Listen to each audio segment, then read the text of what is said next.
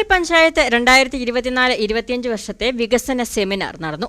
Panchayat president Rajani Biju seminar ഉദ്ഘാടനം ചെയ്തു. ആരോഗ്യം, ടൂറിസം, കാർഷിക മേഖലയ്ക്ക് പ്രാധാന്യം നൽകിയാണ് സെമിനാർ അവതരിപ്പിച്ചത്.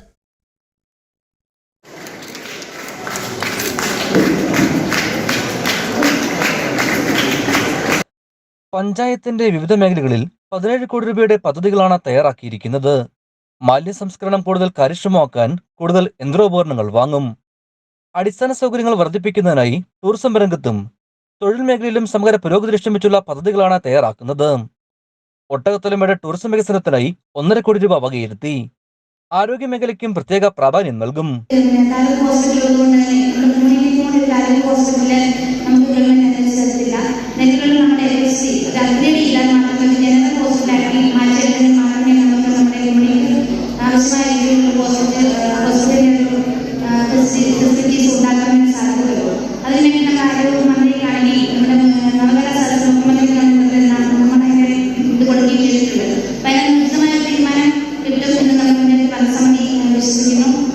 Kumily panchayat vice president KM Siddique അധ്യക്ഷ വഹിച്ച യോഗം പഞ്ചായത്ത് പ്രസിഡന്റ് രജനി ബിജു ഉദ്ഘാടനം ചെയ്തു.